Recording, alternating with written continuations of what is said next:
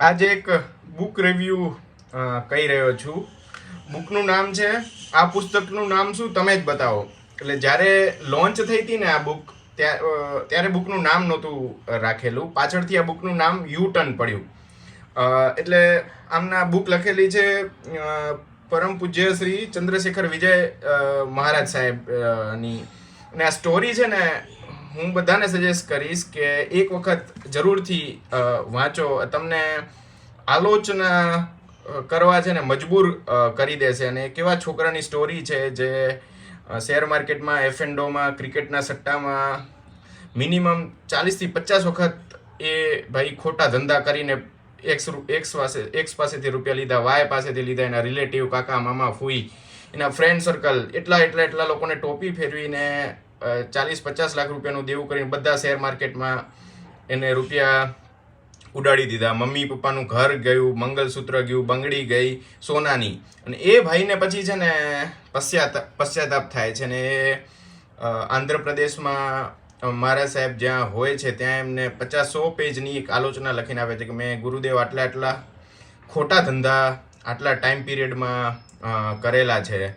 અને પછી એને પસ્તાવો થાય છે. એના મમ્મી પપ્પા વૃદ્ધાશ્રમમાં રહેવા મજબૂર થાય છે, ખાવા પીવાનું કંઈ હોતું નથી.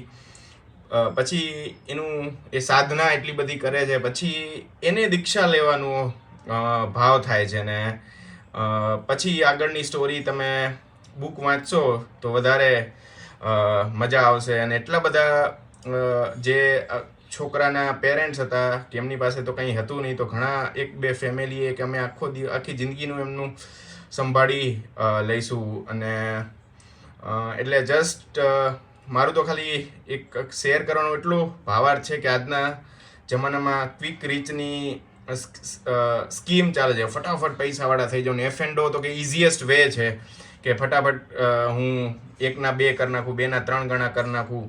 તો આમાંથી જેટલા દૂર રહી શકો એટલું સારું છે. કોઈ બી, કેમ કે કળિયુગ એના પીક ઉપર છે.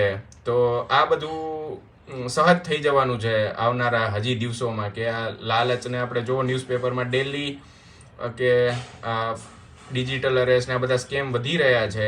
તો મેઇન છે ને એમાં રૂટ કોઝ એવું લાગે છે કે પૈસા વધારે કમાવાની લાલચ, જલ્દી કમાવાની લાલચ, બીજા કરતાં વધારે કમાવાની લાલચ આનું એક નિમિત્ત બને છે. તો સરસ છે આ બધી બુક, વાંચજો. All the best.